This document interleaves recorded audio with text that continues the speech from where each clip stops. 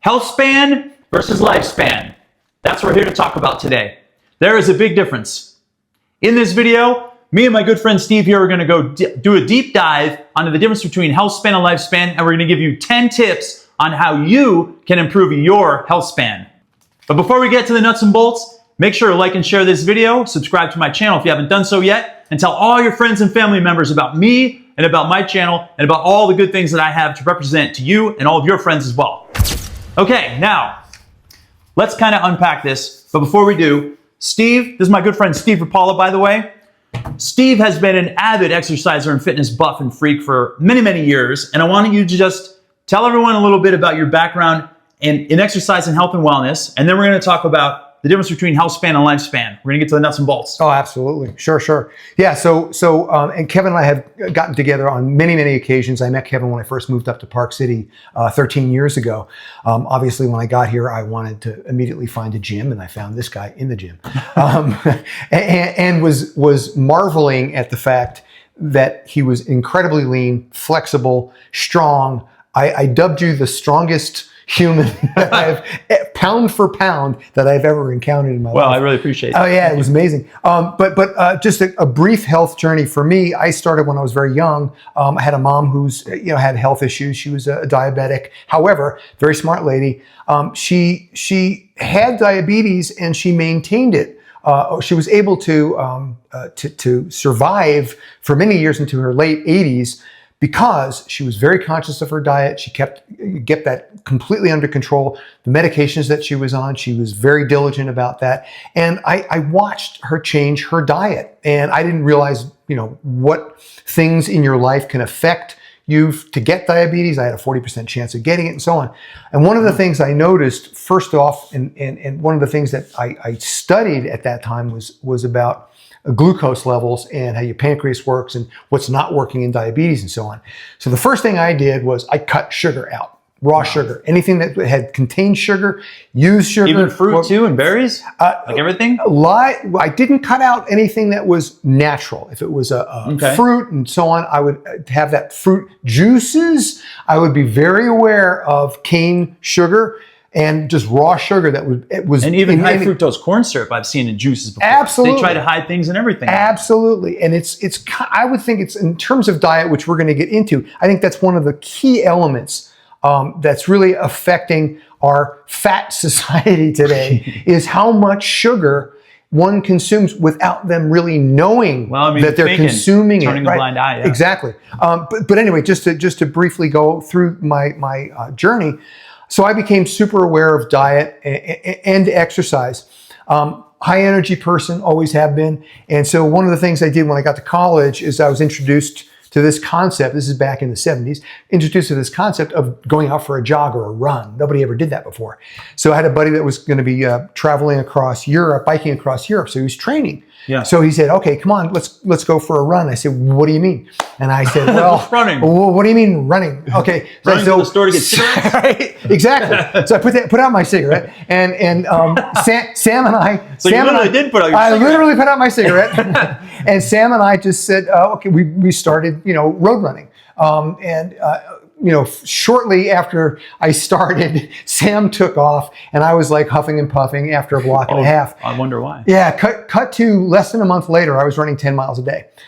That's impressive. Because one of the things that hooked me was the endorphin rush that one gets when you are exercising. It was an amazing feeling. It's magical. Oh, it's absolutely magical. It so far exceeds any other drug or alcohol or anything candy bar, that you would do bar. Exogenously. Absolutely. Yes, exactly. That anything else represents out there. And I just wish more people would understand that short-term sacrifice you make to huff and puff, to sweat, to feel pain in your muscles and everything, it's so worth it in the end because of the endorphin release and the mental aspect that you get from it. Well, and people don't pay attention to that. What it's really interesting is what you said is to get past, because that's exactly what happens. When you start running or doing some physical exercise, riding my Peloton, which is right behind us there's a point where you begin and now you're starting to, flood blood into the muscles of your body and you start getting a little lightheaded. You start your breathing goes hard and you've got to get past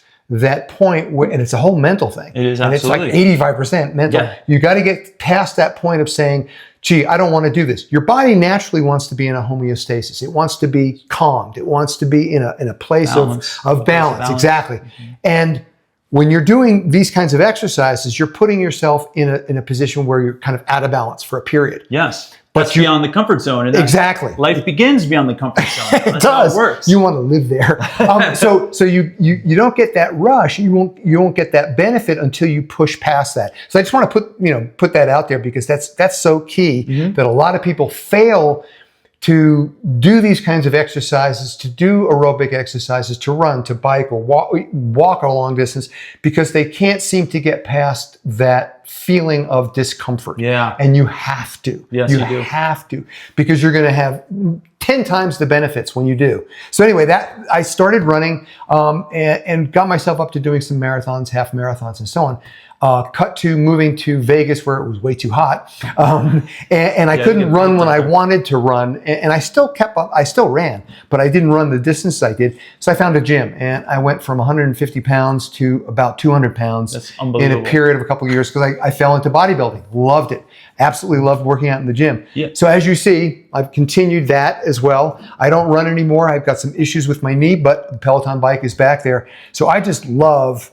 I love the feeling one gets, both mentally and physically, when your body is in tune, when you're in the middle of exercising, when you complete an exercise, when you do everything in your life to kind of benefit those moments when you're, high intensity training.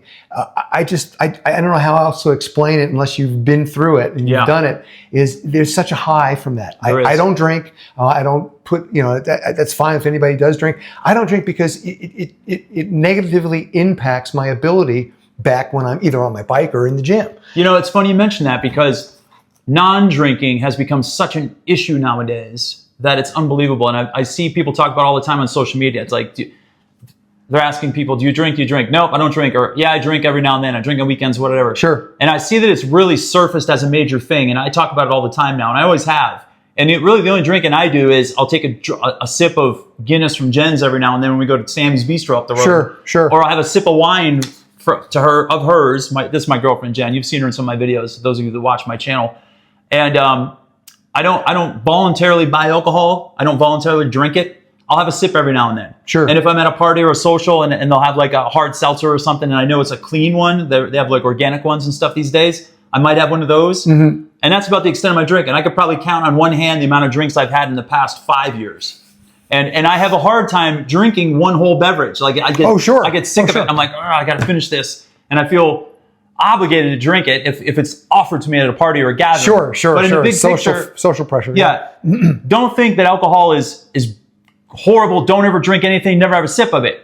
Just always respect it, just like anything else. Yeah. And exercise is great for you, but if you overdo exercise, it can be bad for you. And it's one of those things that if you can regulate it and keep it, modest amount. And I don't even like the whole 1 to 2 beverages a day thing. I would say 1 to 2 beverages a week. A week, yeah. Might be fine. And a sip here and there is fine. Sure. But it's the excessive amount of alcohol. It's the late night drinking. It's the drinking every day. Those are the habits that absolutely floor people and kill people. And those are the things that I've struggled with clients with for eternity.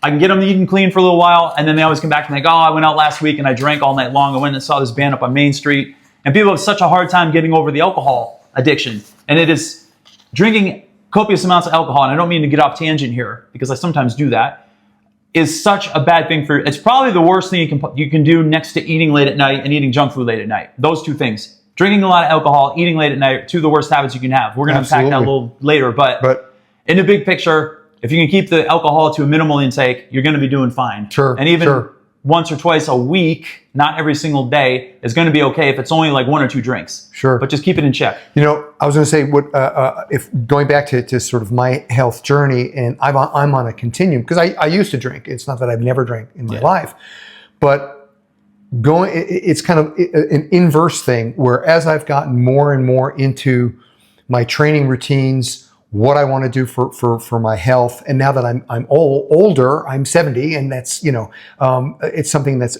on my mind now to extend my health span, as we'll talk about. Yeah. I have found, and just a couple of things are going on in my mind here. I have found that I can't tolerate alcohol, and that's why I stopped for the most part. It's not just a conscious thing of I don't want to drink because it's bad for me. I know it's bad for me, but I've actually developed a sensitivity to not only the levels of cortisol that are in your body, but the histamines that get flooded in your system when you drink alcohol. It is not unlike being surrounded by pollen. You know, that is exactly what happens, and that is what causes the headache. It causes the hangover. It causes your body eyes to burn, your all that kind of crap. Negativity. Exactly, and that's depression, anxiety the next day. And that comes from alcohol. Now, here's what's very interesting. It was back when I was back in Nevada, probably about 15 years ago, 16 years ago.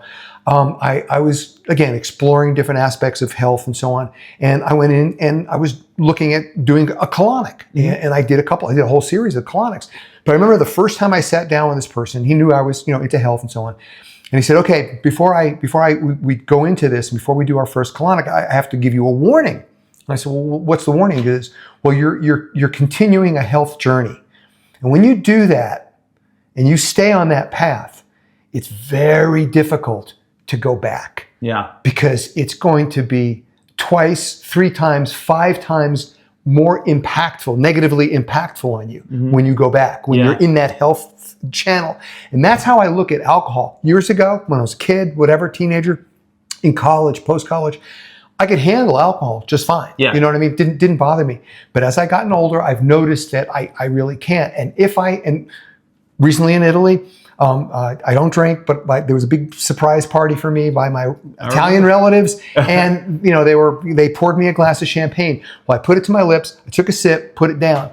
Within 10 minutes, I had a headache. Wow. Yeah. The sulfites got you really quick. And it's not in Italy. It's not so much the sulfites because it's more natural. Yeah. But it's alcohol. It's fermented. Yes. And I can't tolerate it anymore. And I'm that sensitive, so it's just not worth it. Yeah. Yeah. Well, once you get to that point, to quickly summarize your past. Sure. You're a drinker, a smoker. You're in college. You were going to be a doctor. Am I right? Yes. Yes. I was pre-med. Yeah. Pre-med, and then all of a sudden, your friend invited you to run one day. You literally put a cigarette out. You started running. You felt like you were going to die, but then you just kept coming back. Right. And then you started feeling the benefits of the health that you were getting from it, the healthy feeling of it. And that's what turned it. And then you started going the other direction. And before you knew it, you became drunk with endorphin rushes from running as opposed to actual alcohol and cigarettes. Exactly. And then you started really feeling the effects of all the good stuff you were doing. Yep. And then it turned your whole life around. You've been doing it ever since then. Oh, it's been a path of almost 50 years. That's amazing. And see, that's all it takes. That one little step, that one little positive behavior is all you gotta do. If we can get people to make that change. Yes. It's magical. It is. It is. Again, that word. I mean, the endorphin rush that you get, the feeling that you get, your ability to do what you maybe couldn't have done. If you're a 50+ person, there's going to be some limitations that you're going to come up against. There's a diet thing. There's getting heavy, so on.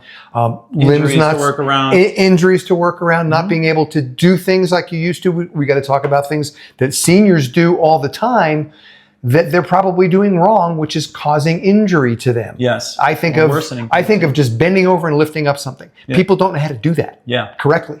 So anyway, that was the genesis of our getting together and wanting to extend people's health span. And how can we do that? So that kind of leads into we wanted to have a little discussion into what is the difference between health span and lifespan, because again, social media is proliferated with all kinds of crap that's about both. Tons of crap. And I think we have the skinny on the reality of what's going on. So Kev, I'm going to turn it over to you.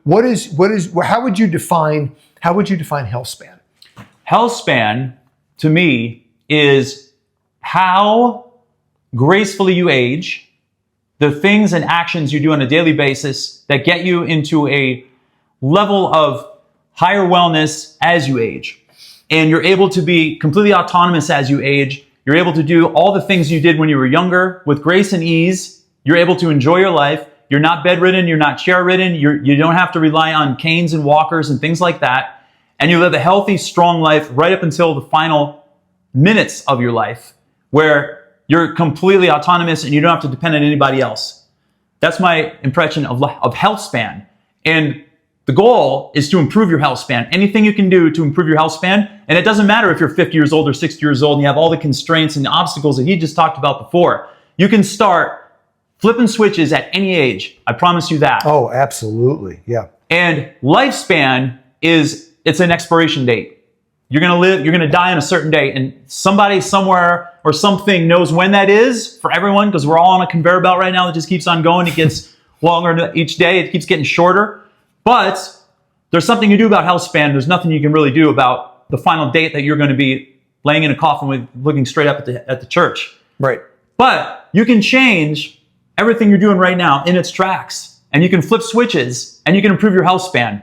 And that is what we're going to be discussing right now. Yeah, and just to add to that. Yeah, and I was going to say, what do you have to add to that? Yeah, as far as health span is concerned. So health span is, just making it super simple, health span is in your control. Lifespan is not in your control. Yes. However, here's something that I find very motivating for me, because I enjoy how I feel being so healthy and being able to, have the flexibility at my age to be able to. We just talked about your R3, and we want to do it. Yeah. I want to do it now, and so that's going to be a year off. So what can I do? To me, it puts that goal out there. What am I going to do between now and a year from now to make sure I'm able and fit to be able to do that with Kev?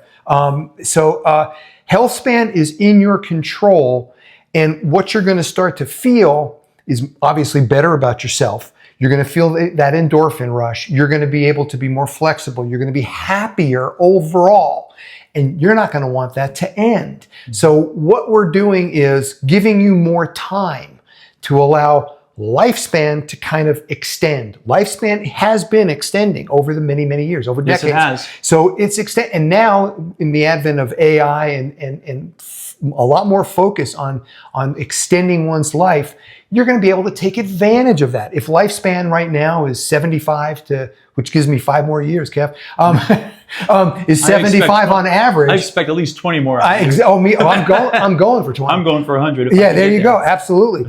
But that's going to extend. And 5 years ago, it was 71. They predict in 5 years, it's going to be in the 80s on average. So you want to be able to be fit to take advantage of that as you get older. Right. And here's the paradox to all that. Although the lifespan is starting to increase, 75, 80, or whatever, it is due to all of the drugs and all the medications and all the pharmaceutical stuff and the other things where people become wheelchair bound and they become bedridden, but let's just keep pumping them with drugs and keep them alive for the last 5 or 6 years. I don't want those years. No, you want quality. I want quality. And health span is about quality. Exactly. Yep. Perfect. So having said all that, and us doing a Quentin Tarantino on you, which I talk about all the time, because my videos are much like that because I skip around a lot, we have created what we call the 10 Commandments to increasing your health span. And we're not going to go into deep minutia and all those in this video, but we're going to expand on them all, and we're going to talk a little bit about each one. Right. Well, and we came up with these largely because we're talking about what can we do for you. What can we offer that's going to dispel the crap that's out there? Yes. And what's going to be most beneficial? Yeah. So the misinformation, whatever, it's prevalent. So Kevin and I both talked about what I looked and what my research began when I started looking on the internet, looking and see what's out there. And I said, I came down to 5 widely accepted strategies for increasing your health span. And I took them to Kev in a previous video, and he went into each one of those and took them apart and said, you know what? You're missing a bunch. Yeah.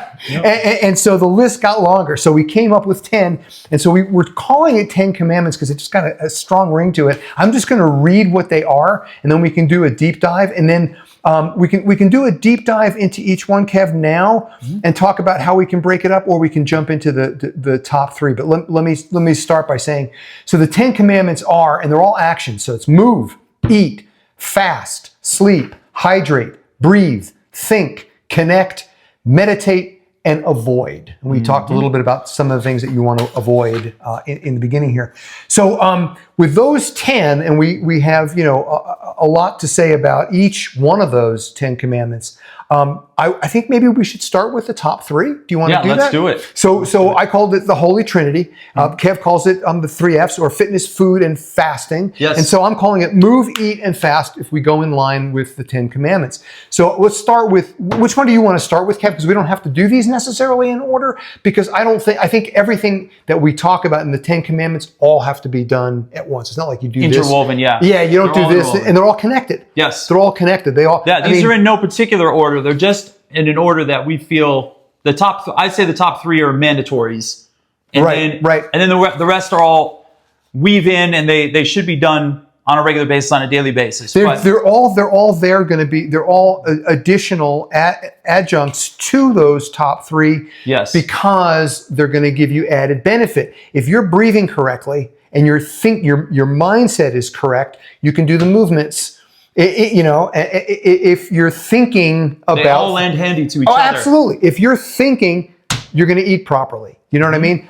Connect, which we talk about, social connection, what we're doing right now. That kind of thing is so important to your overall well-being. If you're feeling good, you're going to be motivated to go out and move. Yes. Do you know what I mean? So they're all connected. So, so let's start with the Holy Trinity, which is move, eat, fast, or fitness, food, and fasting. Kev, you can pick any one of these to start with. It's up to you. Let's start right with the top with move. Okay. You should, my opinion, minimum of 30 minutes of movement every single day.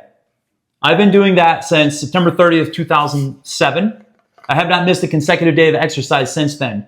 And at the date of this video today, that's how many years in a row is it? 17 plus, I think, maybe more.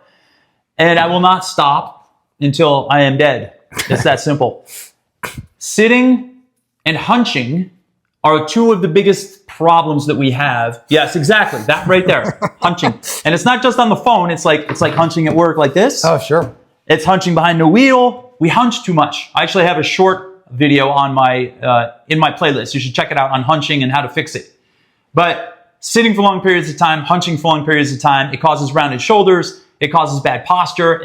When you have bad posture, it misaligns the organs. When the organs become misaligned, they don't work properly, they don't fire properly. You can have constipation. You can subject yourself to all kinds of diseases and stuff from bad posture. Yes, that's true. That's a hack that I know a lot of people don't take into consideration. And your breathing becomes compromised as well. Absolutely. When you have bad posture. That was the one thing I was going to bring up if you didn't, but I figured you would. Yeah. When you are hunched over, you're not opening up your chest. Exactly. You got to take your shoulder blades, put them back, and let your chest come forward so you can breathe. If your neck is like this, you're constricting the airways, so you cannot breathe properly. Yeah. You know? Yep. So immobility, sitting, and a sedentary lifestyle are some of the killers that accelerate the aging process and accelerate your incidence of getting some kind of chronic disease. Having said that, movement is absolutely mandatory on a daily basis. Don't listen to the people say you have to have off days. I haven't had an off day in years. I don't believe it. The body is meant to move. You get up in the morning, you walk to the bathroom, you walk outside, you get the mail, you walk the dog. You're always moving. So the nonsense of you have to have an off day is completely overrated. I wouldn't suggest doing CrossFit workouts 7 days a week, especially as you get older, especially if you have joint issues. But do some kind of meaningful, scheduled exercise every single day for a minimum of 30 minutes. Yep. That's one of my key tenets right there. Yep. I agree. I'm going to talk about some of the things that I do and kind of like my routine. I wake up every day, down a lot of water, hydrate, which is I do that. One of our. I was going to save that for one of our 10 commandments. But yes. but as we go through move, I think and I'm fasted at that point. So again, we're going to get into that. And I jump on my Peloton. I want to get my blood flowing. That for me is key. Get the joints lubricated too. Well, joints are going to be lubricated. Blood flow is going to be intense. Your breathing is going to go up. That's going to bring oxygen to every part of your body, including your brain. Because why? I'm going to get up and I have to work. So I want to be alert, and I'm not going to down tons of coffee and caffeine for that. If I just hop on a bike, talking about avoid caffeine, excessive caffeine, I just hop on the bike and that does it for me. That will actually wake you up.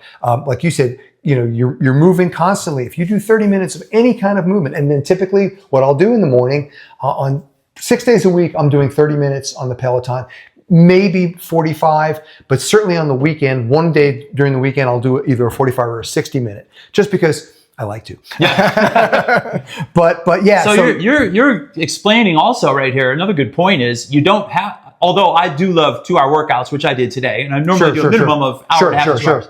You don't have to. Right. You're getting 20 minutes and you're recharged and you're ready to go. It's just like you drink a pot of coffee first thing in the morning, right out of the starting blocks. Yeah, yeah. And we're not throwing coffee under the bus either, by no means. I don't drink it, but I'm not saying it's a bad thing. You just, again, it's like alcohol, you got to regulate it. We'll get into that later when we get down in the commandments. But I mean, I get out of bed in the morning too, and first thing, I have this bottle right here. It's a liter bottle. I try to aim for, it's all segmented, 8, 12, 16 in 4 ounce increments. I try to drink half of it.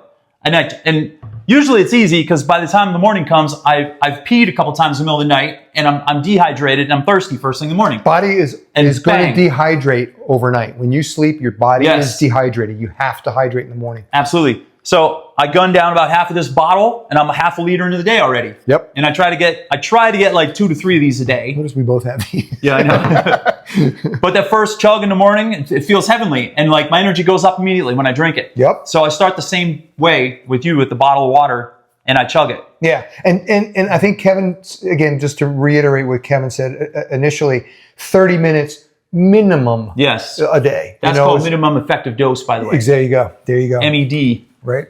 So what else do we want to look at when we think of the first commandment of move? So we've got that kind of generalized movement. Mm-hmm. I talked about the Peloton bike. What else are we looking at? Well, there's several adjuncts of movement. There's the cardiovascular, which we just talked about. There is strength training, which is mandatory. That's non-negotiable. There's stretching, which is non-negotiable in my opinion. Then you've got like supplementary things like spinning Indian clubs, 3-dimensional movement patterns, functional exercises that are done in a 3-dimensional way. And then you have like hot yoga, and then you have variants like that. You Pilates, Tai Chi, different things like those aspects of fitness that are kind of all bringing, they're like icing on the cake. Right. But in the big picture, you should focus on getting some cardio, getting some strength training, getting some stretching in all your routines on a weekly basis. And they don't have to be all done on the same day, but they should be done during the week. Sure. Yeah. And then I'm going to just addressing the seniors, because this program, the 10 Commandments and everything that we're talking about here and what we're going to develop further to combat the social media crap that's out there is applicable to somebody who's 19 years old or somebody who's 80 years old. Yes, it does not matter. And then you can just scale it up, down or up, depending on your current level of physical literacy and fitness, right? Or your age, or your injuries, and so on that you have around it. So addressing, the older folks that are listening to this, the resistance training is key. There's a huge myth out there that as you age, you can't put on any further muscle growth. Yeah, that's bullshit. Yeah. Bullshit. Yeah. No, you can. And secondarily to that, it's important to combat osteoporosis and arthritis. There's no cures for either of those chronic diseases that will impact your life and your health span majorly, except resistance training and stretching. It's got to be linked into stretching as well. So that's, again, just an adjunct to what you just said. Add on to that. Let's look at. Do we want to keep going on the top 3? Let's do that, and then we can circle back on the movement and go into some specifics. So the second thing is eat. So I'm going to let you go into, because a lot of this is that I've written here. I'm looking down at my notes here. Came from Kev. So I'll let you talk. Well, I'm going to open it up by saying balance is bliss. Yep. Number 1. There's all kinds of dietary plans you can follow out there these days that are trendy, that are hot, that influencers talking about, asshats talk about, left and right. Do carnivore, do keto, go vegan, don't eat meat. Meat is horrible for you. Don't touch it. Don't even think about it. Don't even breathe the fumes. Don't eat eggs. Don't eat eggs, because when you eat eggs, that not only is it an accelerated aging process, but it's like smoking cigarettes. For every egg you eat is like smoking a cigarette. Right. I literally heard that before. I think it was in a documentary film. Really? Yeah, I think it was What the Health or something. Or oh my God. maybe I saw the movie at a local place and there were speakers afterwards. I had somebody over at the house on some crazy diet, and she said, "Oh, I eat eggs, but I will not eat that yolk. That yolk is deadly." And I was like, yeah, I didn't get into it. God forbid the yolk. It's got lutein, choline, protein, all the essential amino acids. Jeez, make sure to throw that away. Oh, plus it's got omega-3 fatty acids if you get the right ones. Right. Oh, that's horrible for you. It's called good fats and the building blocks to protein and muscle. Anyway, what I'm getting at, I'm exaggerating a bit here, yeah. but don't fall for the keto people, the carnivore people. I've tried it all. I've experimented with it all just to gather my take on everything. And trust me when I tell you this, there is no one-size-fits-all diet. There's a time and place for everything, and everything works to a certain degree. But what you need to do is you need to find out what works best for you. And I might be able to have cottage cheese and organic Greek yogurt and make a bowl and put all kinds of nuts and seeds and berries in it and stuff and eat it with a smile on my face and be fine.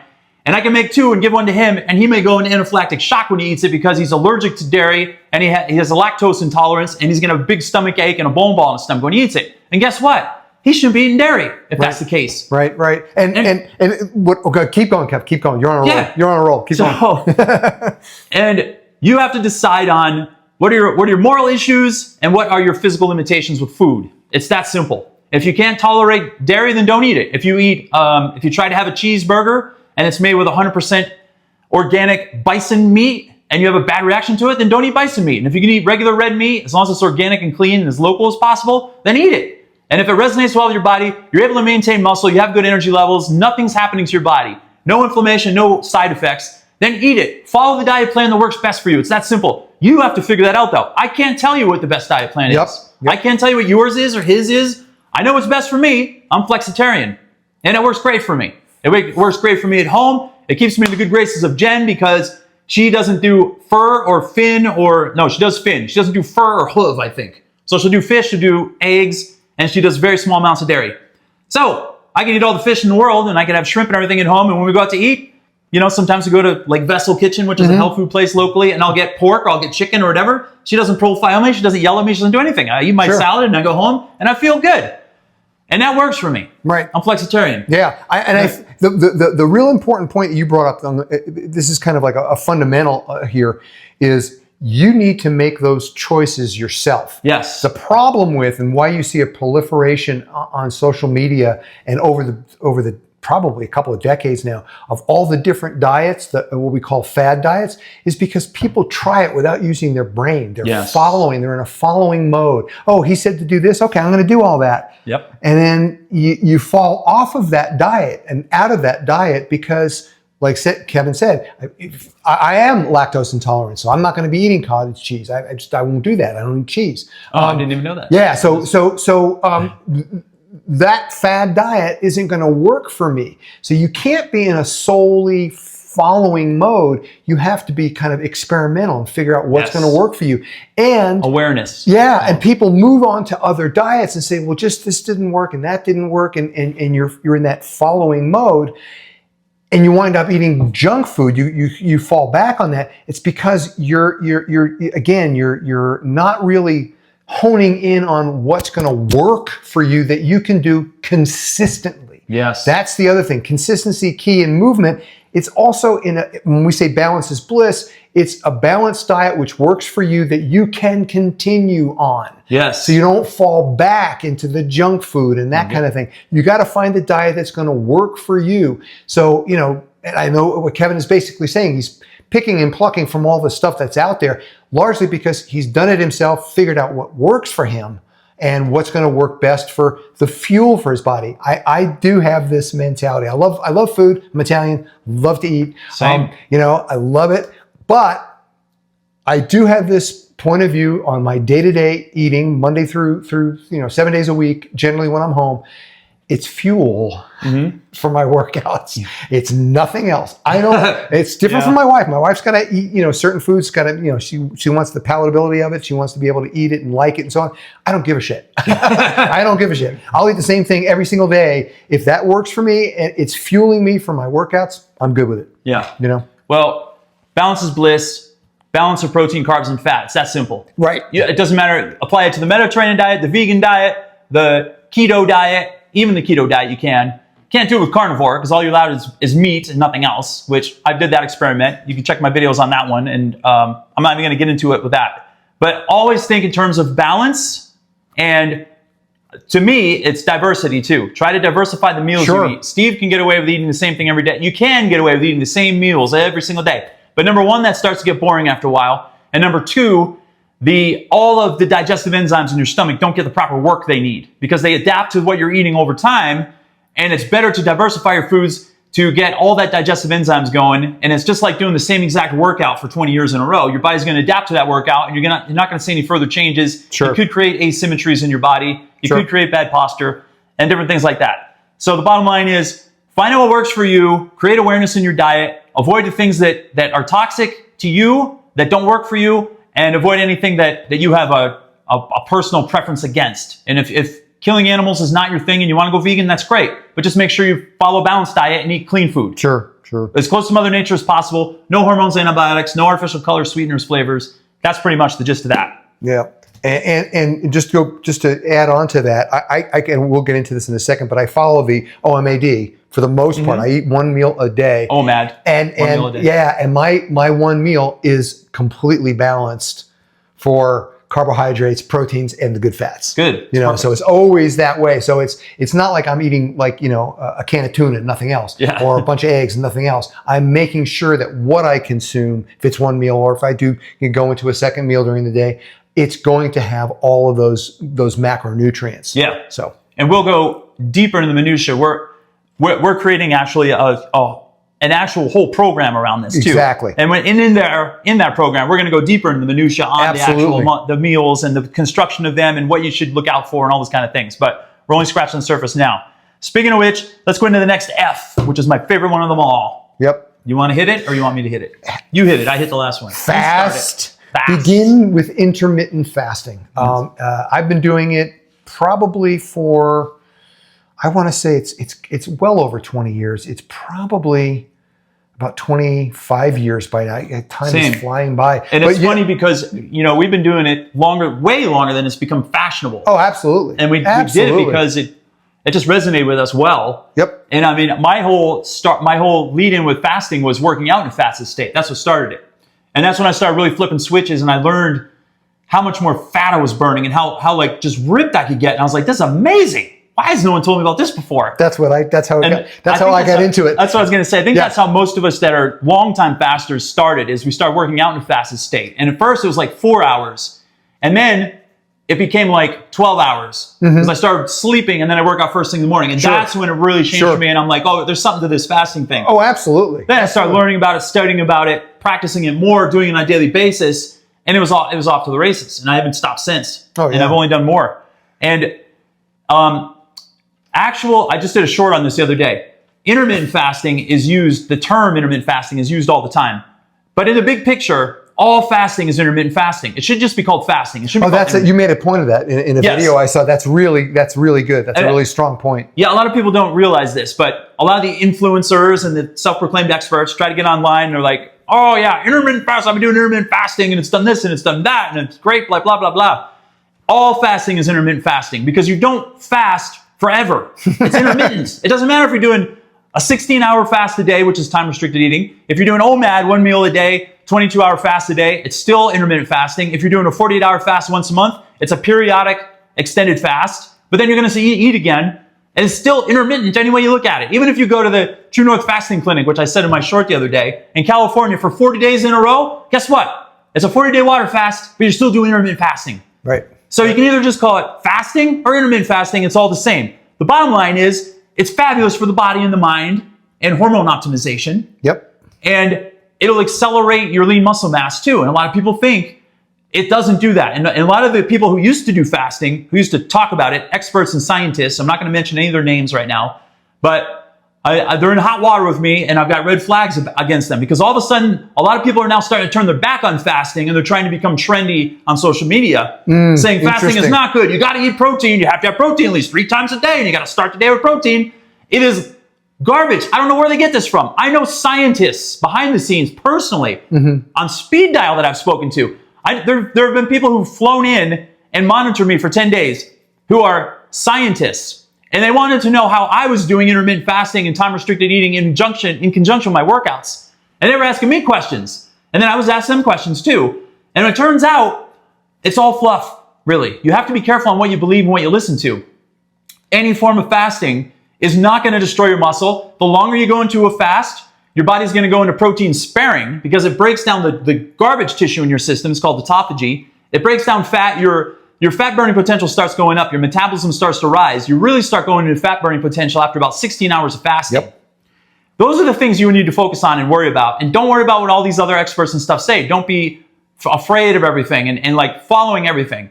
Do your research. Use your body as an experiment.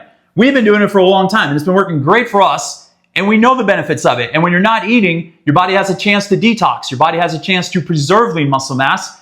Your mood starts going through the roof. Your brain function starts going up. And those are all key markers of you're increasing your longevity and health span and you're not taking years away from your life. You're adding them. Adding them, for sure, for sure. Yeah, I began fasting largely because it was a mechanism for when I was bodybuilding, it was a mechanism for me to get lean. So I would, like I said, I still do it today. I fast, okay? And that's the first thing I do in the morning is I get on the Peloton bike. So I'm burning fat like that, you know? And then during the day, I'm going to supplement my, you know, my needs. One meal is enough. It's all I need. You know, a second one if I want to or whatever. And yeah, it's a real big fallacy out there. I did do a research. I want to go back and maybe the next time we meet, I want to bring up some of the studies that I've read and the things I've read about it. But fasting is working on a cellular level. Yes. You know, it's allowing I don't know the specifics of it right now off the top of my head, but basically it's like getting rid of the garbage that's in your cells. It's called autophagy. There you go. So it's getting rid of the garbage that's in your cells and optimizing you on a cellular level. Yes, indeed. Yep. It's cell turnover. Yep. And that starts happening in about 24 hours. Yep. And then it ramps up once you get to 36 hours and 40 hours. It goes up like 300%. It's like off the charts. And again, we're going to go deeper into that minutia in our actual program, but just know fasting is one of the key commandments on our end for improving your health span. Next thing I want to address is sleep. And I'll let you take the floor on this one. Yeah, sleep. You need sleep. You got to sleep, especially if you're going to be doing 1, 2, and 3, right? Especially with number 1, move, and you're doing a lot of movement, which we hope you're going to be doing, and you're going to be exercising and so on. You need to rest. There's a fallacy about, again, speaking to the aging population out there. Oh yeah, as you get older, you only need 5 hours or 4 hours sleep. No, it's opposite. That is the opposite. You need more, and that was just I think an excuse to give to people who just couldn't sleep. Is that don't worry about it. You don't need as much sleep. It's just the opposite. Yeah, you need good restful sleep. Yes. Yep. I would suggest somewhere in the ballpark of 7 to 9 hours is adequate. Yep. And we're not going to go super in deep into it. Just know sleep is very positive. It's very needed. Helps with recovery. HGH goes up. And the only thing I want to mention about sleep personally is don't eat too close to the time you go to bed. Oh God, yes. Try to separate at least 3 hours of time between your last meal. Minimum. It takes 3 to 5 hours for the first stage of peristalsis to occur, which is the first stage of digestion.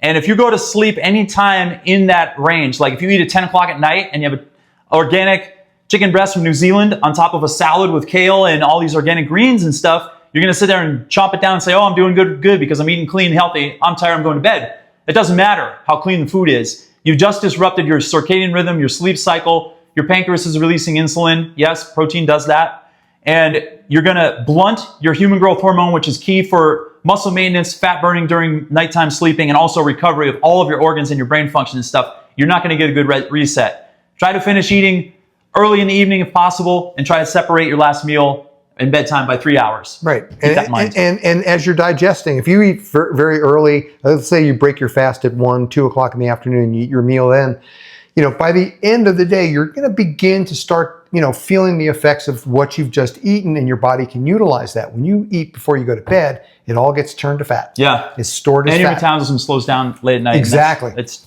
a vicious cycle. Yep. So avoid the late night eating. Yep. Next up, hydrate. Water is life. I'm going to take a water break right now too. Yeah. The best, the best. Clean water, baby. Oh, and Kevin, let me quickly ask you, do you throw electrolytes into your water? That's a whole other video in and of itself. We'll get into that another time. And we're not against them, but there's an asterisk. There's a time and a place. Time and place. Like we were saying earlier. But hydrate, yeah. Just and again, water is life. We say that. But again, 70% of the body is water, I believe, is the rule of thumb, if I'm not mistaken. It's a little bit. I think it must be higher than that. I think it's more. I think it's higher than that. Yeah. But the point is, and we said it earlier, you got to drink first thing in the morning because you're dehydrated first thing in the morning. And again, because we're active and you're going to be obviously taking our program to heart, you're going to be moving. You're going to need to hydrate throughout the day. Yeah. You know. And I don't get too, over complex about how much water to drink in a day and all that stuff. And people are like, you got to have this and you got to, again, the doggone influencers, damn it. Gosh, we got to stop. The world has to stop listening to them. You don't need to drink 2 gallons of water a day. You probably don't even need a gallon a day. You have to just judge it on how you're feeling. And people say, don't use thirst as an example of how much water you need. You still need more.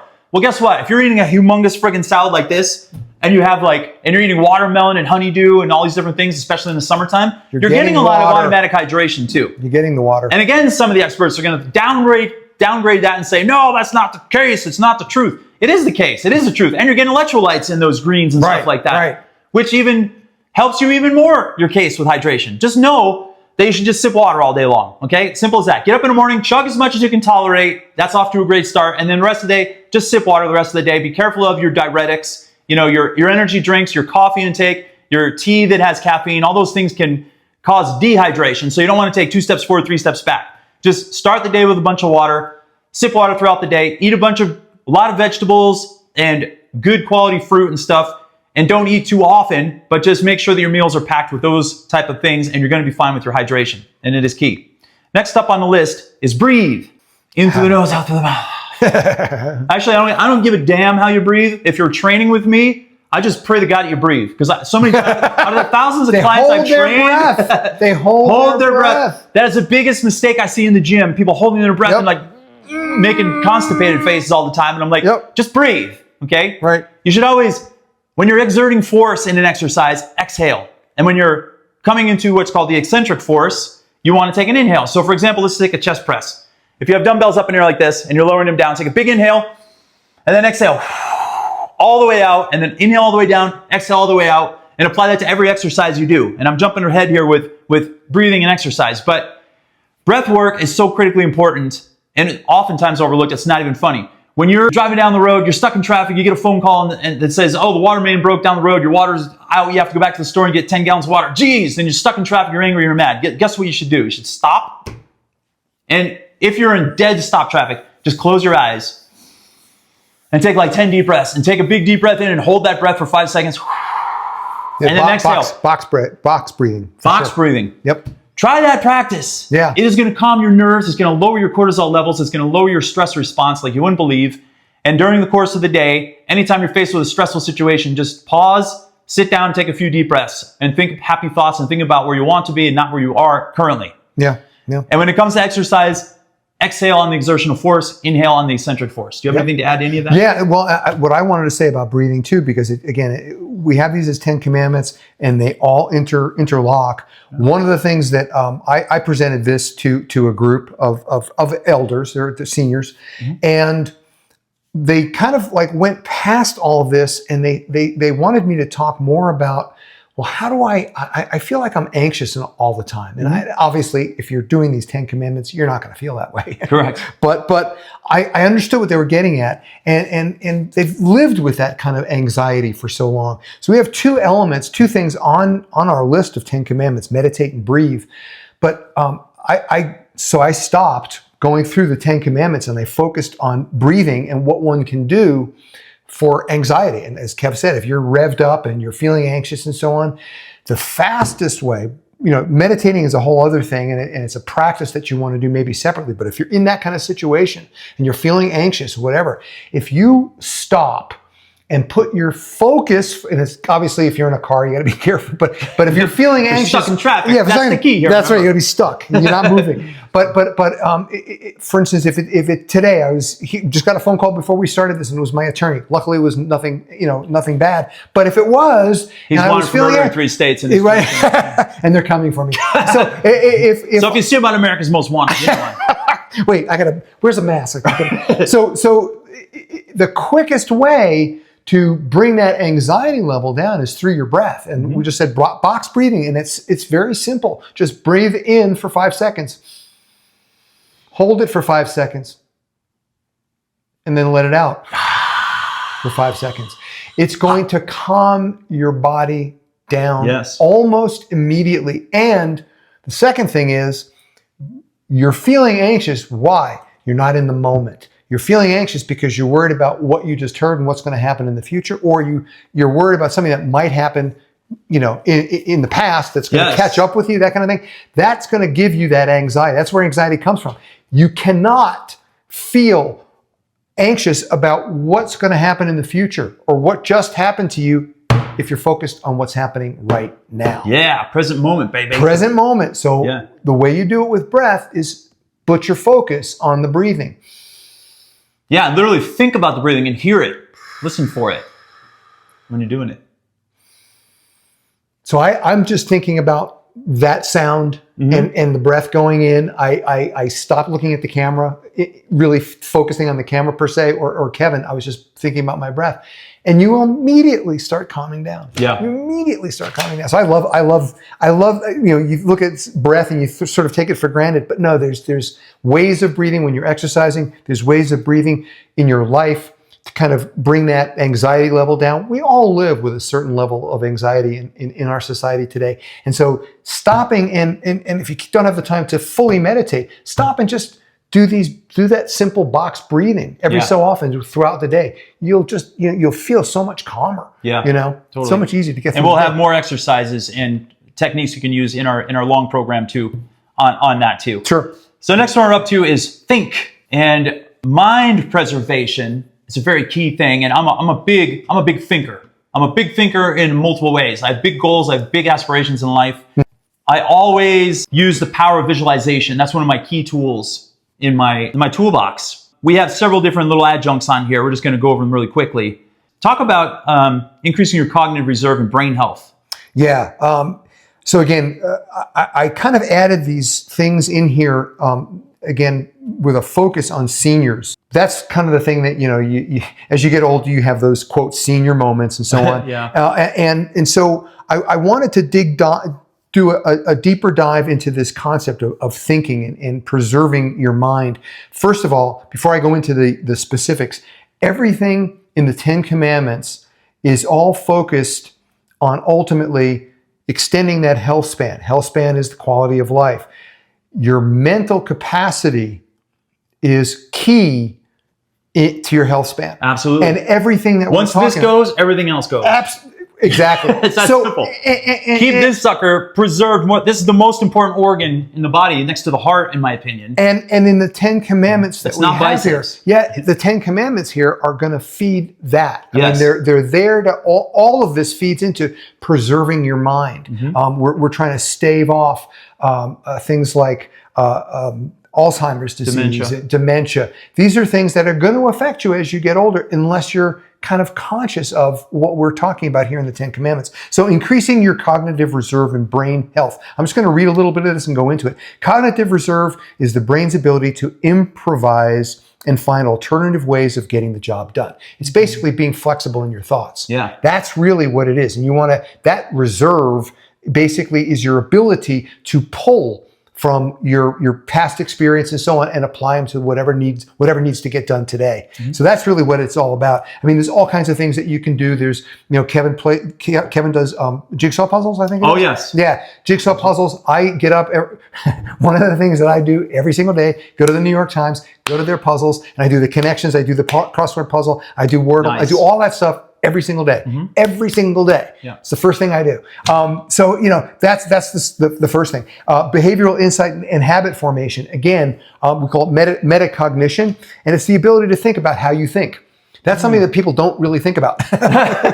You don't think about how you use your mind, how you think. One of the things that I'm a big proponent of is not to being in the following mode, but being a self-thinker, being in self-control. And that's, I know how my mind works. And that's one thing that you can take advantage of is take some time to think about, well, how do you think about things?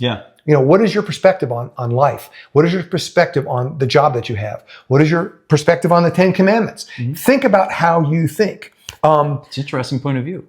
Decision making, which leads to decision making in health. So if you're cognitive, if you're flexible in your cognition, your brain is working, you're pulling from your reserves, you are using metacognition, your ability to think a certain way about how you think. You're going to make decisions. You're going to make the proper decisions about your health. Ones and there you go. Ones. You're going to make the rational decisions about your health. So it leads into that. Then social and emotional intelligence, that goes into one of our 10 Commandments. It's the number 8 coming up next is connecting, right? Your connection.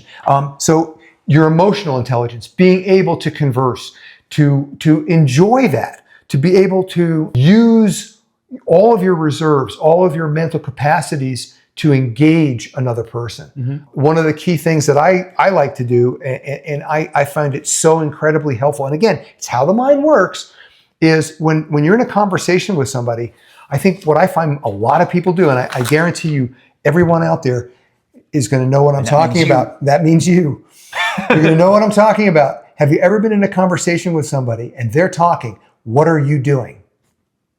Most of the time, you're thinking about what you're going to say next. That's interesting. Don't do that. Don't do that. You're going to engage, and this feeds into connecting with another human being. The best way to connect with somebody, especially when they're talking, is listen to them. Being a good listener. Yeah, exactly. Fully listen to them. Again, this is all cognition. This is all the mind and thinking.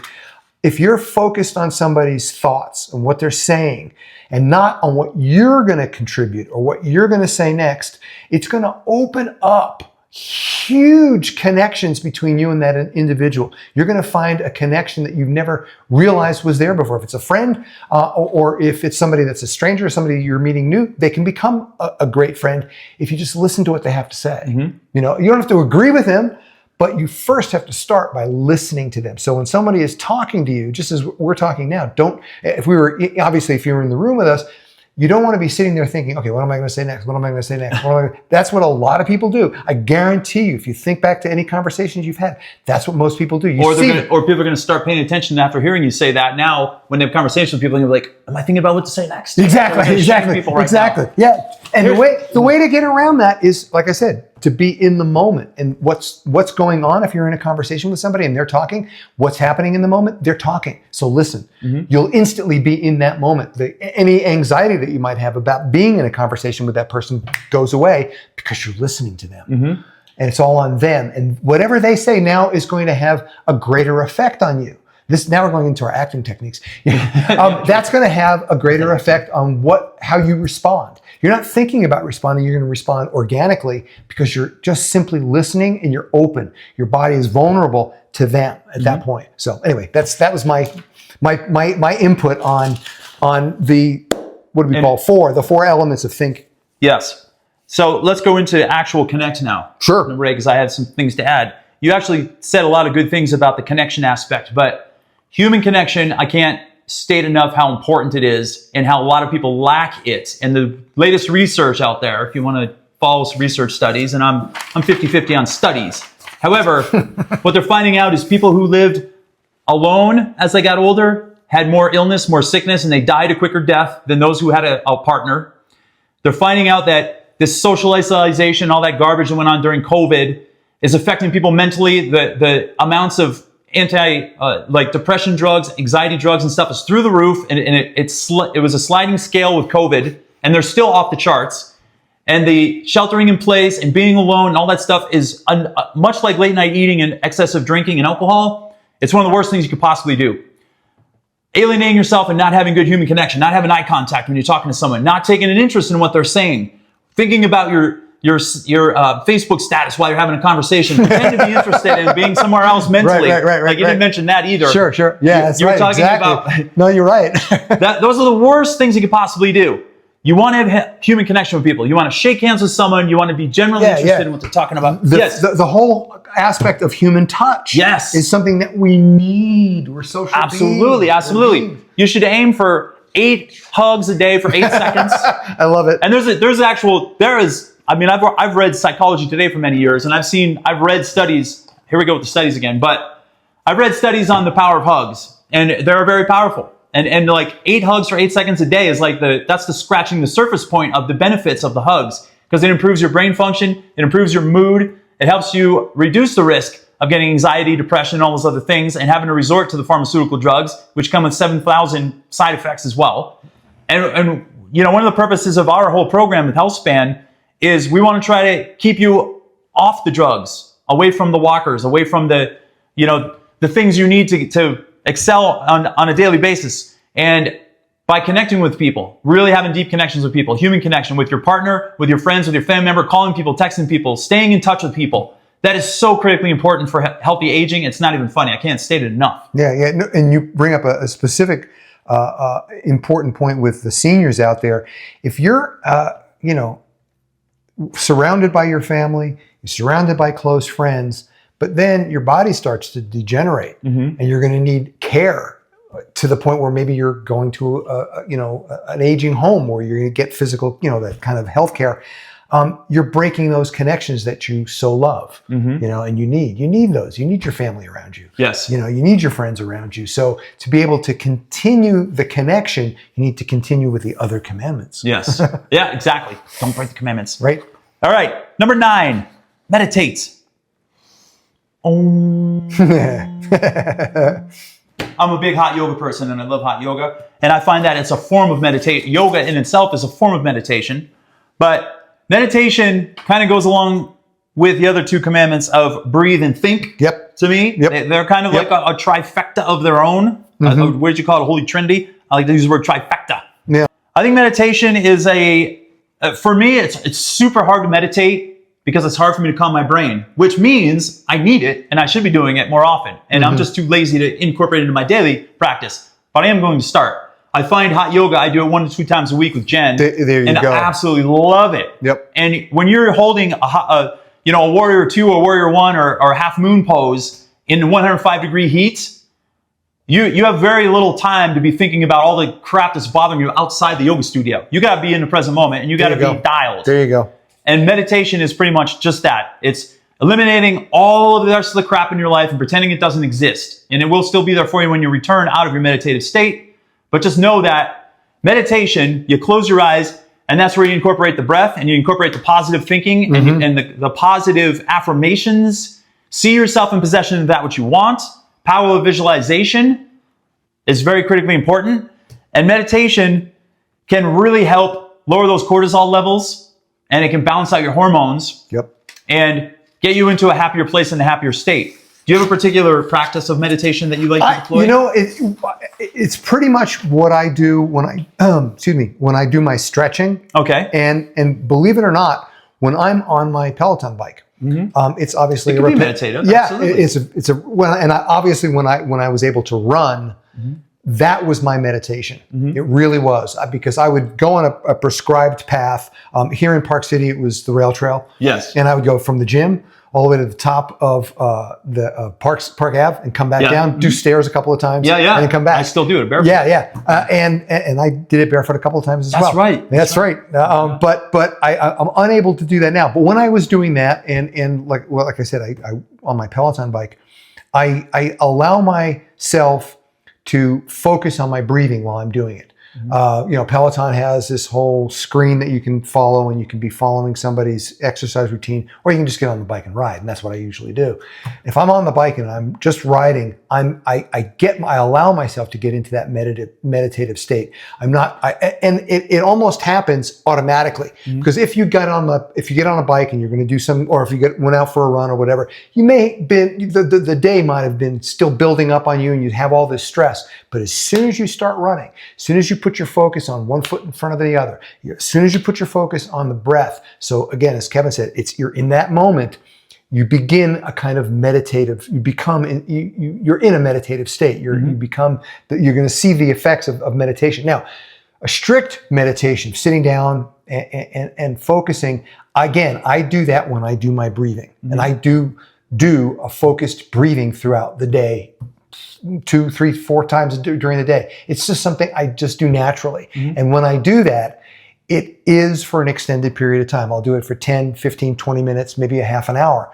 But when I'm doing it, I'm also in a meditative state. I'm putting myself in that meditative state. It's really a matter of focusing on what's happening here and now. I mean, you could be, if you're in a long conversation with somebody, it can almost be meditative if you just sit there and listen. Yes. And you're focused on them. It can be meditative. But yeah, so I love the fact that you do hot yoga, and I need to do that. I need to get in there because, again, I miss going outside and running, and largely because of the meditative state it puts me in, how it calms me, how it changes my mental outlook on everything, and obviously the endorphins. But I want to do that with hot yoga. I want to try that with hot yoga. So, It's fantastic. yeah.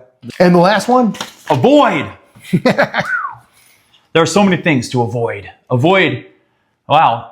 Too much social media comes to mind because people become addicted. That's the greatest, biggest, worst addiction in the world right now. It's worse than porn. It's worse than alcohol. It's worse than drugs. It's worse than marijuana. You name the drug. I feel social media is the biggest addiction right now. And I'm not addicted to it. I basically have to be on there because of my profession. Well, you're and utilizing it. And I utilize it in a way that I want to get messages out to people. I utilize it correctly. Right? But aside from social media, just avoid the obvious things. Junk food, excess eating 7 to 8 meals a day, eating late at night, eating before bed, excessive alcohol intake. We're not even talking about the big one that used to be the big thing, which is smoking. Oh yeah, smoking. That's barely even talked about anymore. I know. Maybe because we live in Park City, we barely see people smoke. Oh gosh, yeah. We saw someone smoking the other day up by the gelato joint up in Prospector. We have this new gelato place, which is amazing. I'm at Mac's Finest. If you ever get in Park City, come to town, go there. Oh, wow. Tell Mac we said hello. Oh, right. But there was some dude smoking out in the parking lot, and it was like he was hiding from people. And me and Jen just like stared at him like it was a big grizzly bear just walked into the middle of the social pressure, man. Social pressure. What are you doing? Wow, that guy's smoking. And we were like shocked because in our town, we live in a resort town here in Park City, beautiful weather most of the time, and people they take their health and fitness seriously. And to see someone smoking, it's like I'm not casting judgment on them. They smoke, whatever. But it's shocking to see someone smoking here. And if I went back home to Pennsylvania where I grew up, it's like every other person is overweight or obese and or smoking and or drinking and. Sure. And I get fitness shamed every time I come back home. So I don't go there very often. Right. But obviously, smoking, drinking, X amount, drinking a ton of soda every single day, eating late at night, drinking late at night, the nachos, cheese platters, the blooming onions, the excessive amount of junk food. And we're not telling you don't eat any of these things. Just keep them at a very minimal level. You want to avoid all these things. And I'm going to go one step farther and try to avoid all toxicity in your life. And that includes food, people, places, things, objects. If you have like pictures sitting around in your house of past relationships and you just won't let it go, and you just keep on gritting your teeth and complaining about a bad ex-girlfriend, ex-boyfriend, ex-husband, whatever it is, get rid of it. Throw it away. If there's a letter in your house that's causing all kinds of problems, mental problems and issues, get rid of it. Throw away clothes. If there's any kind of garment of clothing you used to wear on dates that you went on with this person that screwed you over or caused issues in your life or caused mental problems, get rid of it. Get rid of every single item in your life that causes toxicity. And people, if you have toxic people in your life, sorry, they gotta go. I'm afraid, I hate to be the bearer of bad news and be a truth teller here, but it is the absolute truth. The longer you let those people into your life, the more it's going to affect your aging process. It's going to accelerate the aging process. It's going to make you anxious, depressed. It's going to cause bad sleep habits. It's going to cause you to blow off gym workouts. We can't let this happen. Yep. It's funny how, and I'm just struck as I'm listening to Kev, I was just struck at, again, how interconnected all the 10 commandments are. They all interconnect. If you're doing something like excessive toxicity through sugary drinks or alcohol, whatever, you're not going to be able to move properly. You're not going to be able to sleep if you're drinking alcohol. You're not going to be able to lose weight. Yeah, all the things that you want maintain. to, the reason that you're doing this program, the reason that you're taking advantage of the 10 Commandments are all out the window if you can't avoid those toxic elements in your life. And I love the fact that you bring up things that have to do with your social life and your social well-being. Yes, exactly. And that goes into social media too. People get on social media and they start watching these steroid heads between 18 and 35 years of age. I know this because I've been studying this a lot lately. And I'm not going to bring any names up, but there's some very prominent influencers right now who do steroids, who brag about steroids, and then everyone wants to do steroids that are in that age group because they follow them because they're influencers, because they have 3.2 million followers on a YouTube channel, which is a bunch of nonsense. And then what happens? They have these unmet expectations that they're going to be big like them. So then they go and try to get steroids. And then they take them and they start using them and they get bigger, but they don't get quite big enough. And then they get frustrated. Then they get anxious. Then they get depressed because they're not getting the results they want. Then they go on them, they go off them, they become depressed. Then they start not giving a crap about their weight and their life and everything, and it goes downhill fast. Never compare yourself to anyone else. Comparison is the thief of joy. I can't say that enough times. You know, I'm glad that you just said that. Because that is part of where the addiction comes from. You know, we look at the young people, but I'm seeing it in, you know, people of all ages. They get on social media to get a little bit of a jolt of self-esteem, you know, and you put all your self-esteem into the likes that you have out there. That is just, skewed. I don't get it. I just don't understand that. You know, that mentality. If you, and really when it comes down, biochemically what it comes down to is you're getting an endorphin rush. You're going to get, if you follow the 10 Commandments, you're going to get all the endorphin rush you need it from somebody, you know, liking your posts or whatever. Never depend on anyone else for your eternal happiness. I can't stress that enough. And social media has a way to bend the brain into different ways and situations where you start comparing yourself and say, oh, I wish I had that body, wish I had this body. And just know, most of those videos you're watching with the people at the 3.2 million followers, they are dolled up, makeup, like they're absolutely fake, artificial as can be. The lighting is right, the day is right. They're doing carb depletion to make themselves look good. The men are, the women are all like scantily clad, all made up. That is not reality. Don't attach to it. You are wonderful and perfect as you are. And you can make magnificent changes by following our 10 Commandments and just making one little small step a day and just keep on going and going and going until you get to the point where you're feeling happy, healthy, strong, flexible, and positive on a daily basis. And that's where we want to get to. Yeah, I love the fact that we're getting into now, after we've gone into these specifics on the 10 Commandments, that we're going into these overarching concepts. And that what you're talking about is being a self-leader. Yes. You need to be a self-leader. You can't be a follower. So there are legitimate leaders. And that you do want to follow a legitimate leader, but you have to make that conscious decision, you have to make that conscious, understood and well-educated decision about who you're going to follow and for what reasons that you're following them. Yes, and follow the reasons for you, for your own self. Correct. Your self-preservation and your eternal wellness. And your happiness. And your happiness, It's only, there's nothing out there that's ever going to make you happy. Nothing. It's only you. Only you can make you happy. Well, Steve, it's time to wrap up. We've been rambling on for like 2 hours straight. I love Human connection right there. Absolutely. Absolutely. We're the best. Thank you so much. Oh, thank you. For sharing this time with me. Make sure to like and share this video. If you haven't done so yet, make sure to subscribe to my channel. And if you see either of us walking around town, come up and say hello. If you ever want to do a workout with us and you're in Park City, please hit us up and we'll go out we'll take our shoes off, we'll walk through the grass and we'll get some earthing and grounding. Till next time, this is Kevin David Rail and Steve Rapella. And we're going to do a flex to finish off.